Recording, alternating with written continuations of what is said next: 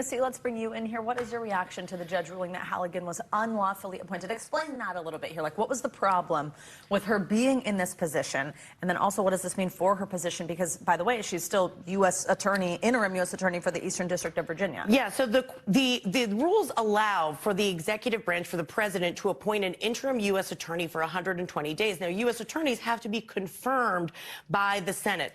That didn't happen in this case, so we know Eric Seibert had that position. He was in that position for 120 days before he was, and that it was actually extended by the judiciary, which they can do.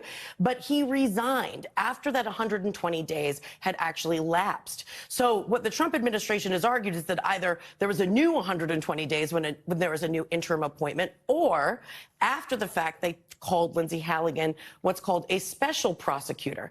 Now, the court rejected both of those arguments, saying that if this 120-day rule weren't actually enforced, it would allow the executive branch to make these placements without ever having to go through the Senate confirmation process. Meaning, like, every 120 days there's somebody new? Correct, that they would never have to go through the Senate process because they could just always circumvent that issue. So that's what the court pointed out.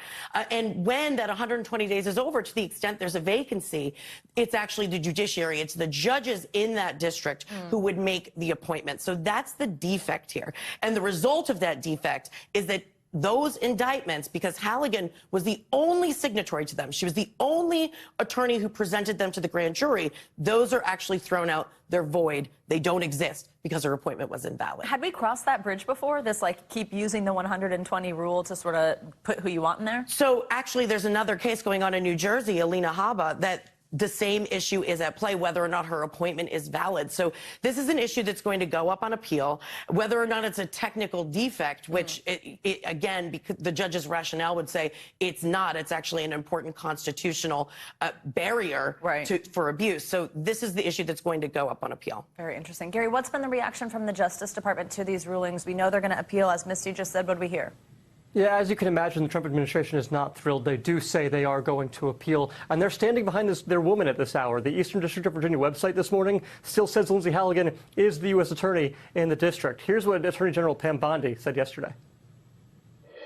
We'll be taking all available legal action, including an immediate appeal, to hold Letitia James and James Comey accountable for their unlawful conduct. Lindsay Halligan is an excellent U.S. attorney, and shame on them for not wanting her in office.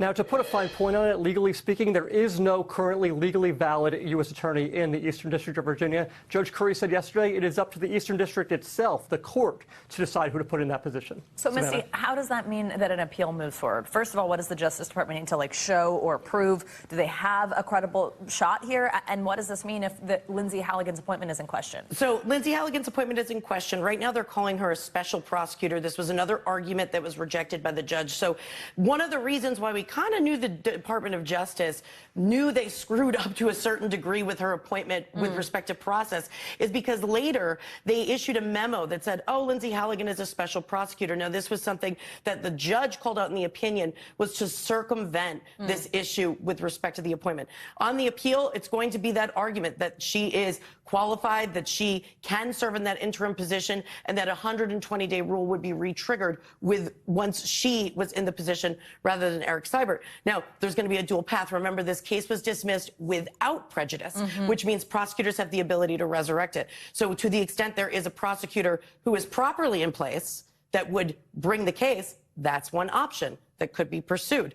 And again, you're going to likely see that maybe be the dual path, the appeal on one hand, and to the extent that somebody wants to bring it up, it could, but we know there was an issue with that, which resulted in her coming into the position in the first place. Misty and Gary, thank you both very much for kicking us off this hour.